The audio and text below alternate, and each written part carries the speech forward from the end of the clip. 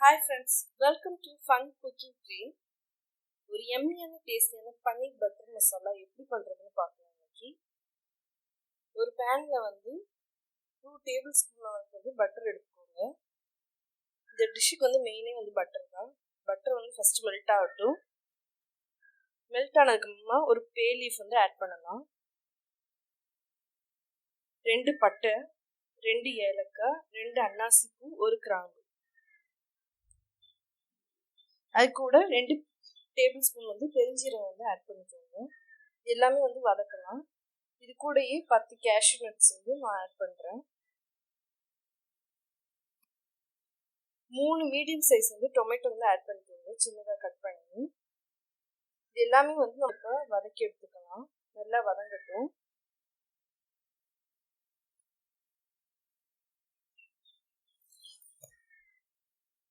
Tomato நல்லா வெந்துக்கிட்டே இருக்கு. இது மூடி போட்டு ஒரு 5 மினிட்ஸ் குக் பண்ணலாம். டொமேட்டோவில் இருக்க ஜூஸ் இப்படி இந்த மாதிரி செப்பரேட் ஆகிற டைமில் நம்ம ஸ்பைசஸ் ஆட் பண்ணலாம். 2 tablespoon Kashmiri chilli powder add பண்ணுறேன். 1 டீஸ்பூன் மல்லித்தூள், 1/2 டீஸ்பூன் மஞ்சள் தூள். இது எல்லாமே நல்லா மிக்ஸ் ஆகுற மாதிரி நல்லா வதக்குங்க. இந்த மசாலா அந்த டொமேட்டோ ஜூஸ் எல்லாம் அப்சர்வ் பண்ணிடுச்சு. இங்கே ஜூஸ் இல்லாமல் ட்ரையாக போடுறீங்க, ஃபர்ஸ்ட் டைம் குக் பண்ணுறவங்க போடுறீங்கன்னா சில நேரம் மசாலா கறியிறது சான்ஸ் இருக்குது. அதனால இது பார்த்து யூஸ் பண்ணுங்க. மசாலா போடும்போது எல்லாமே நல்லா வாங்கி இந்த ஸ்டேஜ் 1/2 டீஸ்பூன் கரம் மசாலா பொடி யூஸ் பண்ணுறேன்.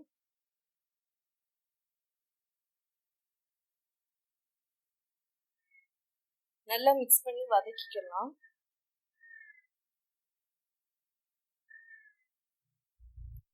இதில் நான் காஷ்மீரி சில்லி பவுடர் யூஸ் பண்ணியிருக்கேன். காஷ்மீரி சில்லி பவுடர் இல்லாதவங்க நார்மல் சில்லி பவுடர் யூஸ் பண்ணிக்கலாம். மிளகாத்தூள் யூஸ் பண்ணிக்கலாம். இது ஆற வச்சு எடுத்துடலாம். இந்த பிரியாணி இலை, இந்த பே லீஃப்ன்றது நம்ம அரைக்கிறது தேவையில்லை. ஸோ அதை ரிமூவ் பண்ணிடலாம். இது ஆறட்டும்.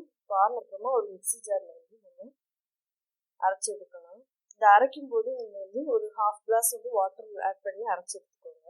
அப்போ தான் அது நல்ல ஒரு க்ரீமி டெக்ஸ்டரில் நமக்கு கிடைக்கும். இல்லாட்டினா உங்களுக்கு தக்காளி அரையாமல் இருக்கும். சரி, நான் இது 1/2 கிளாஸ்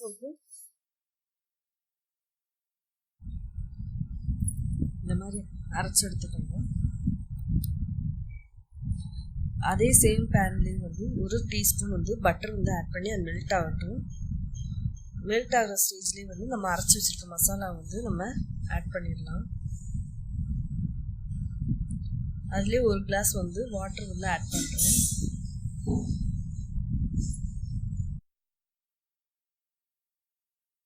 நல்லா மிக்ஸ் பண்ணிட்டே இருக்கணும். கொதிக்கட்டும். கொதிக்கிற ஸ்டேஜில் 1/2 teaspoon salt, 1/4 teaspoon garam masala add பண்ணுறேன். இதையும் நல்லா மிக்ஸ் பண்ணிடுறேன். எல்லாரும் கிண்டிட்டு கொதிக்கிற ஸ்டேஜில் நான் பன்னீர் ஆட் பண்ணுறேன். 200 கிராம் பன்னீர் நான் இந்த மாதிரி கட் பண்ணிவிட்டு ஆட் பண்ணுவேன். க்யூப்ஸாக கிடச்சுன்னா அப்படியே ஆட் பண்ணுவீங்க. இந்த மசாலா இந்த பன்னீர் நல்லா கோட் ஆகிற மாதிரி நல்லா மிக்ஸ் பண்ணுங்க.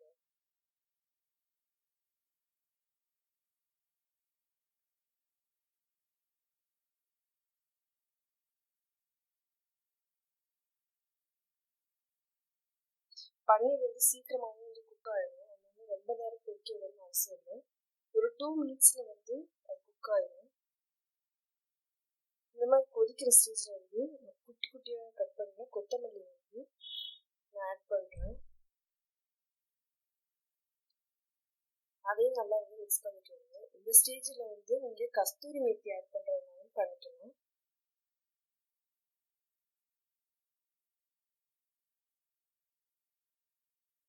அவ்வளோதாங்க, பன்னீர் பட்டர் மசாலா ரெடி ஆயிடுச்சு. எப்படி சர்வ் பண்ணுறதுன்னு பார்க்கணும். ஒரு பாத்திரத்தில் பன்னீர் பட்டர் மசாலா எல்லாமே நம்ம எடுத்து வச்சிடலாம்.